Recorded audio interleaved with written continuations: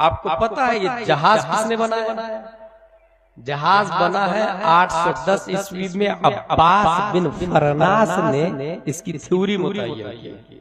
ये अपने बाप दादा का नाम ले रहा हूं, अब्बास बिन फरनास। वो बाज़ाब्ता थ्योरी लिखा और उड़ा भी, फ्लाइंग भी किया। लैंडिंग के वक्त आग लगी, वो मारा गया, लेकिन नजरिया तो छोड़ के गया, कॉन्सेप्ट तो दे करके गया। उसी को राइट बिरादरान ने बाद में जाके अमेरिका के राइट बिरादरान ने प्लेन बनाया, लेकिन नजरिया किसने दिया? हमारे बाप दादा। ये बात है 872 ईस्वी की। ये जो ऑपरेशन अभी होता है इसका 100 डायाग्राम ये हमारे बाप दादा ने बनाया था, जिसका नाम था अहमद, मोहम्मद और हसन। मूसा बिरादरान, अहमद, मोहम्मद, हसन, इन लोगों ने 100 डायाग्राम ऑपरेशन के बना, 100 डायाग्राम। उसी को मजीद बिल्ड करके दुनिया के अंदर बड़े बड़े डॉक्टर्स, MBBS, MD और DM का वजूद हुआ और वो लोग आज ऑपरेशन कर रहे हैं। 943 ईस्वी में सिनान बिन साबित, पहले पढ़ना था लेकिन इम्तिहान होगा, डिग्री मिलेगी, सर्टिफिकेट मिलेगी, पहले नहीं था, हमारे बाप दादा ने किया। उसका नाम है सिनान बिन साबित। पहले नामो निशानी नहीं था, पढ़ना लिखना, डिग्री देना, एग्जाम करना। एक और बात बताऊं आप लोग, ये जो जेल देख रहे हैं, जेल या पुलिस देख रहे हैं, पुलिस दुनिया में थी। पुलिस का सिस्टम जिसने सबसे पहले लॉन्च किया था दुनिया के अंदर, वो अपने बाप दादा हजरत उमर फारूक आजम रज़ियल्लाहु ताला, उमर फारूक आजम रज़ियल्लाहु ताला, उन्होंने लॉन्च किया। 960 ईस्वी में दुनिया का सबसे पहला डैम बना था, ये हमारे बाप दादा ने बनाया था। नाम था अमीर इज्जुद्दौला, उसने तामीर करवाया था। मुल्क फारस में 30 फीट ऊंचाई थी, 250 फीट चौड़ाई थी। 1000 मन आटा रोज तैयार होते थे उसकी चक्की में। ये पहला डैम था दुनिया का। उसी के जरिए फिर धीरे धीरे नई शक्लें आई और अभी आपको डैम और करंट नजर आ रहा है।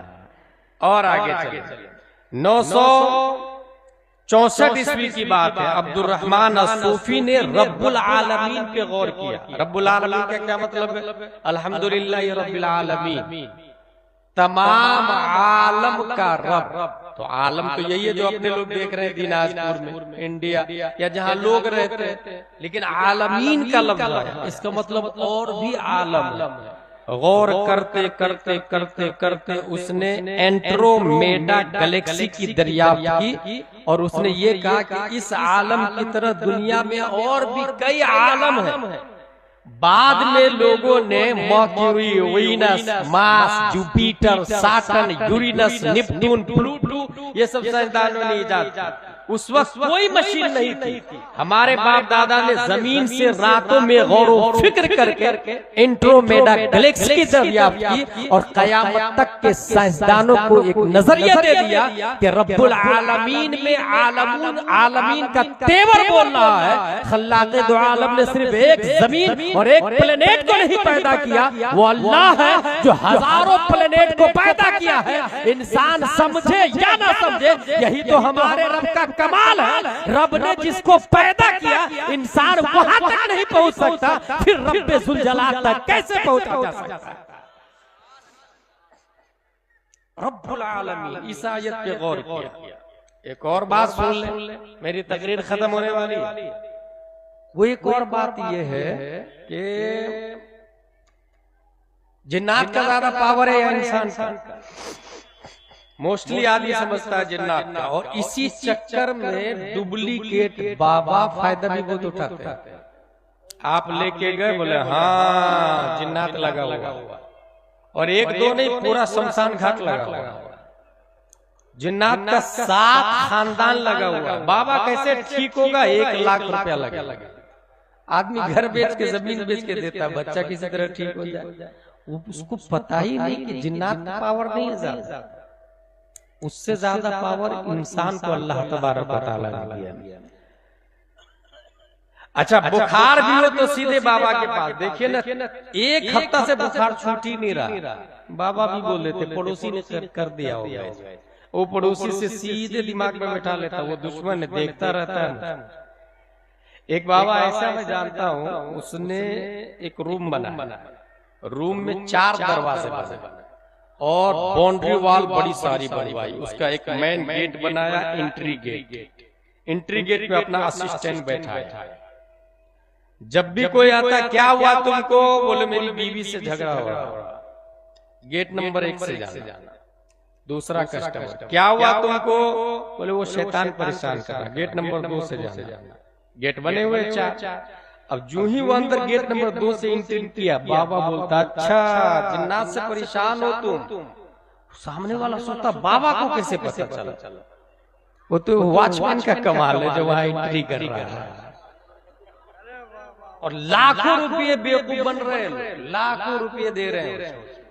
माइनर मुसीबत आ जाए, लाख रुपया खर्चा। इसीलिए डुप्लीकेट जो मेहनतों मशक्कत से पढ़ता है वो बहुत बड़ा मुफ्ती बनता है, और उसको फतवा देने का पब्लिक 5 रुपया भी नहीं देती।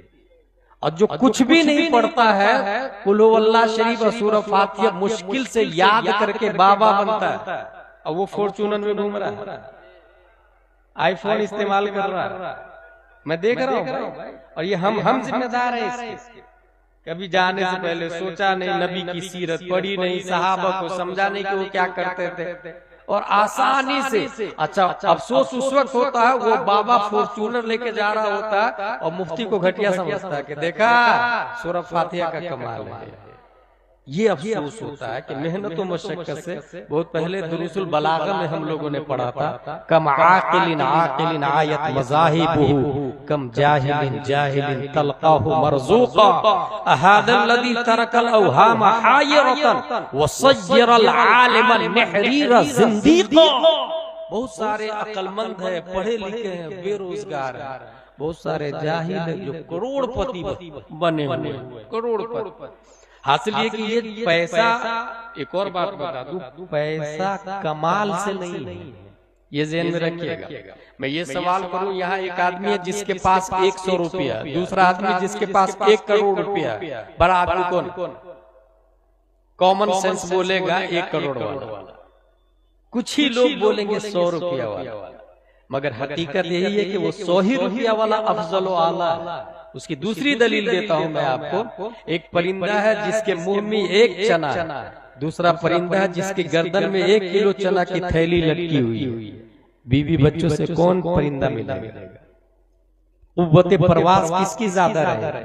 घोंसले में कौन उड़ के जाएगा? अपने घर तक कौन पहुंचेगा? इन्ना लिल्लाहि व इन्ना इलैहि राजिऊन का तेवर बोल रहा है इंसान, लाहूत का परिंदा ऊपर से खाली हाथ आया है, अगर खाली हाथ रहा तो ही स्पीड से जाएगा रब की तरफ। और जहां पीठ पे वजन लिया, अब 100 रुपया है तो रफ्तार कम होगी, 1000 है तो और रफ्तार कम होगी, लाख है तो और रफ्तार कम होगी, करोड़ है तो और कम होगी। और ये मैं नहीं बोलता, 1400 साल पहले हमारे नबी सल्लल्लाहु तआला अलैहि वसल्लम इरशाद फरमाते हैं कि एक गरीब अमीर से 500 साल पहले जन्नत में चला जाएगा। अमीर को हिसाब देना पड़ेगा, लाया कहां से, झूठ कितना बोला, खर्चा कहां किया, और ये गरीब है, शॉर्ट एंड स्वीट में हिसाब होगा, जन्नत में चला जाएगा। कोई इंसान ये कहे हजरत उस्मान गनी भी तो है जो करोड़पति थे अपने जमाने के, यकीनन इसमें कोई शक नहीं है, मगर यही उस्मान गनी है जो 2 बार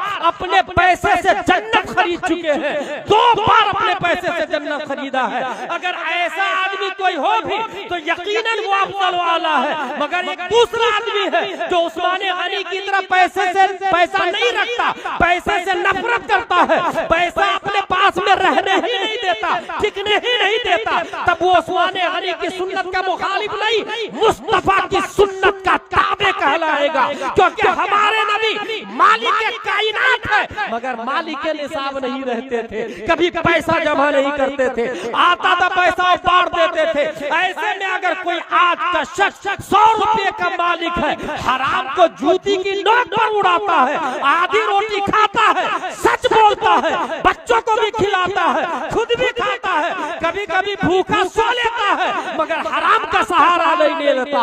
ऐसे माहौल में प्यारे मुस्तफा की ये हदीस उनके लिए मुज़्दए जाफज़ा है। मन तमस्सक सुन्नती इंद फसाद उम्मती फलहु अज्र शहीद।